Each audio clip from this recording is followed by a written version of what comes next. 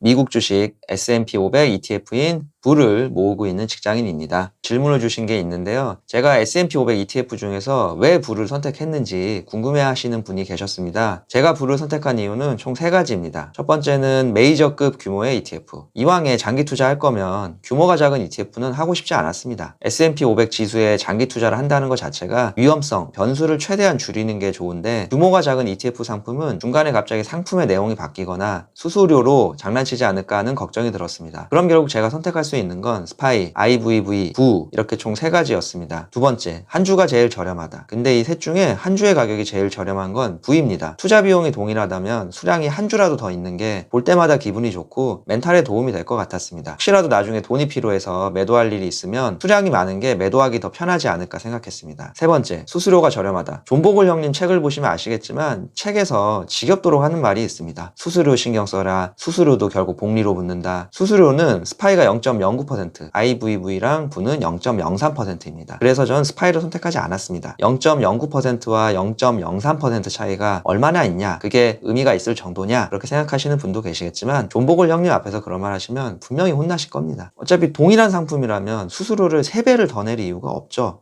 물론 전 스파이 안티는 아닙니다. 그리고 S&P ETF 중 SPLG는 수수료가 0.02%인 걸로 알고 있습니다. 만약에 최저 수수료를 원하시면 SPLG를 선택하시면 됩니다. 국내 증권사가 만든 S&P 500 지수를 추종하는 상품들도 있는데요. 근데 이건 수수료가 상당히 비쌉니다. 다른 분이 정리해 놓으신 걸 제가 가져왔는데요. 이 수수료 보시면 아시겠지만 부와는 비교조차 할 수 없을 정도입니다. 마케팅 목적으로 홍보하는 겉으로 드러난 수수료 말고 감춰진 수수료가 얼마인지까지도 따져보셔야 됩니다. 제가 부를 선택한 이유를 말씀드렸습니다. 만약에 본인이 S&P 500 ETF 장기 투자를 할 생각이시라면 어떤 상품을 고를지 신중하게 결정을 하셔야 됩니다. 왜냐하면 중간에 이걸 바꿀 수가 없습니다. 바꾸려고 하면은 매도를 해야 되고 다시 매수를 해야 되는데 마켓 타이밍을 재야 되기 때문에 그게 상당히 좀 스트레스입니다. 마켓 타이밍이 한번 놓치게 되면은 또 따라가기가 힘듭니다. 처음에 선택할 때부터 내가 이 상품을 평생 모으겠다. 나는 이 상품이라면은 평생 투자해도 문제 없겠다. 본인만의 확고한 원칙이 있으셔야 됩니다. 제가 부를 긍정적으로 얘기한다고 여러분들도 부를 반드시 사셔야 되는 건 아닙니다. 본인이 공부하시고